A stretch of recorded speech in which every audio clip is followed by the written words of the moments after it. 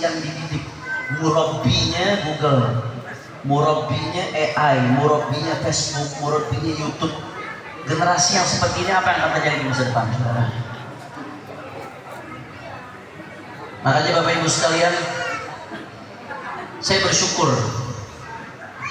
bersyukur ada pondok-pondok pesantren. Pondok pesantren menjadi alternatif menjaga anak-anak kita sekarang, Pak Bu. Anak-anak kita begitu masuk ke pesantren, yang pertama dilakukan adalah dipisahkan dulu tuh anak dari barang yang namanya handphone, saudara. Bukan supaya itu anak terbelakang, enggak, tapi supaya dia bisa fokus, dijauhin dulu nih, dia belum mampu memfilter, supaya tumbuh dengan murni.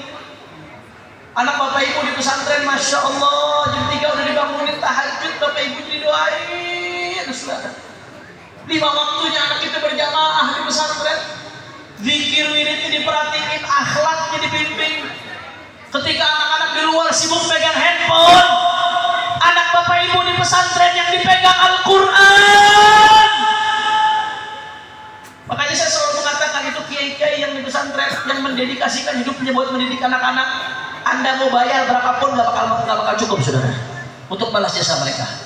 Makanya pesantren ini adalah benteng umat Islam, benteng Ahlus Sunnati wal Jamaah. Bahkan guru saya Profesor Dr. Abu Yan Habib Abdullah Baharul mengatakan yang namanya pesantren adalah benteng Indonesia.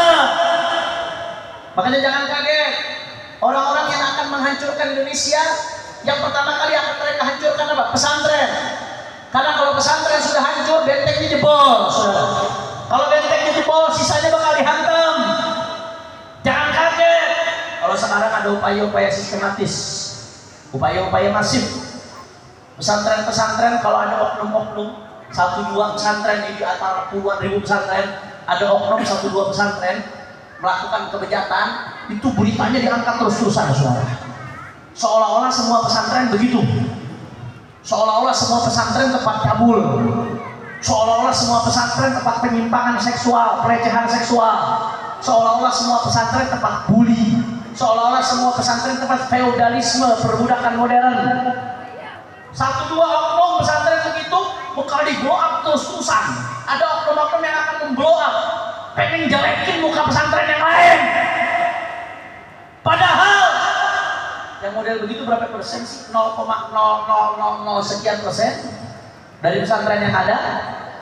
Kalaupun ada yang begitu, yang melakukan kebejatan-kebejatan, kita dukung. Yang model kayak begitu siapapun dia, untuk ditangkap dihukum seberat-beratnya, saudara.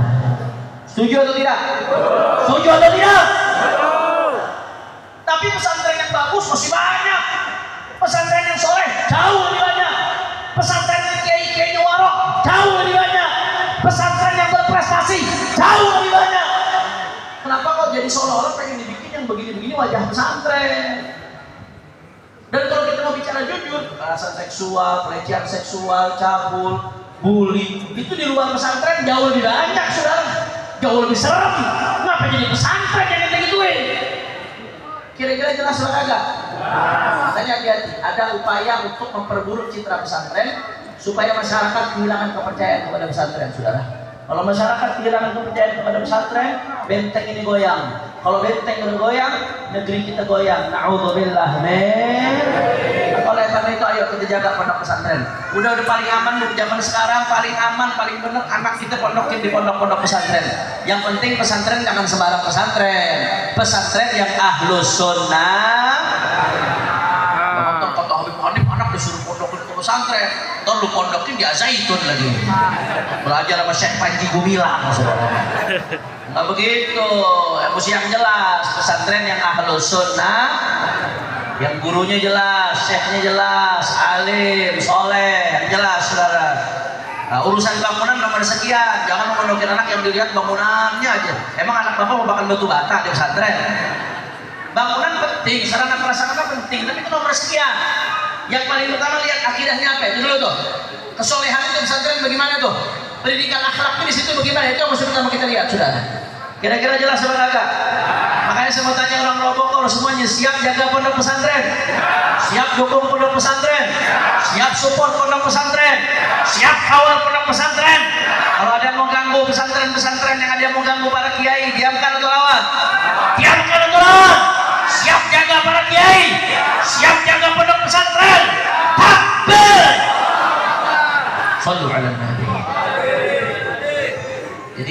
pertama apa? Belum. M yang pertama apa? Kurang resep. M yang pertama apa? Habib, saya nggak bisa mondokin anak ini, Bib. Nggak sanggup saya bisa sama anak. Ya udah nggak apa-apa. Ambil M yang kedua. Apa M yang kedua? Madrasah. M yang kedua apa? Madrasah. Kurang kompak. M yang kedua apa? Madrasah. Kurang kenceng. M yang kedua apa? Madrasah. M yang pertama? Madrasah. M yang kedua? Madrasah. Masukin anak-anak kita ke madrasah, Bu. Madrasah banyak bagus-bagus kok. Dan di madrasah anak kita dapat pendidikan dunia, dapat pendidikan akhir, dapat ilmu dunia, dapat ilmu akhir. Kenapa? Saya heran kadang-kadang banyak orang Islam yang gengsi masukin anaknya ke madrasah. Padahal madrasah kita banyak yang berprestasi, banyak yang bagus. Kalau masukin anak ke madrasah kayaknya nggak unggulan, nggak keren. Padahal madrasah-madrasah kita mendidik anak dapat ilmu dunia, dapat ilmu akhir. Madrasah yang kedua, saudara, masukin anak-anak kita ke madrasah, sekolah di madrasah. Habib, saya udah terlanjur, Beb. Anak saya udah terlanjur masuk ke sekolah yang bukan madrasah, bagaimana? Gak apa-apa. Ambil M yang ketiga. Apa M yang ketiga? Mengaji. M yang ketiga apa? Kurang kompak. M yang ketiga apa? M yang kedua? Madrasah. M yang pertama? M yang kedua? M yang ketiga? Cakep, apalagi maksudnya. Lulus semuanya. Udah keluar dari sini udah dapat S1 semua S1. S1-nya SLR dulu. Ngaji, yang ketiga ngaji. Terserah anak lu mau sekolah di mana, mau belajar apa, tapi pulangnya biar ngaji. Betul Pak Kakak? Jangan nampak anak sekolah tinggi-tinggi, ilmu apa aja paham, baca Quran nggak bisa. Sial banget saudara. Hidup nggak bisa baca firman Allah. Sial banget itu hidup saudara. Ngaji, pulang dari sekolah, dari kampus, ngaji. Kalau ada duit, bawa datangin gurunya ke rumah. Nggak ada duit, suruh datang ke tempat ngaji saudara. Biar tahu baca Quran, biar tahu hal haram, biar tahu cara-cara ibadah yang dasar. Jelas apa kagak? Emang Bapak Ibu kalau anaknya nggak bisa ngaji, besok kalau mati yang mau ngajiin siapa? YouTube mau ngajiin. Ada orang Pak Bu, ada orang kaya raya, duitnya bejibun, duit miliaran. Waktu mati itu, sekarang ampunannya bererok. Waktu mati, pangkat tinggi, duitnya sabrak-abrak. Tapi ketika mati, jasad masih di ruang tamu, nih mayat masih di ruang tamu, udah nyetel kaset Quran. Ditanya kenapa begitu? Anak-anaknya mana? Ternyata anak-anaknya nggak bisa ngaji.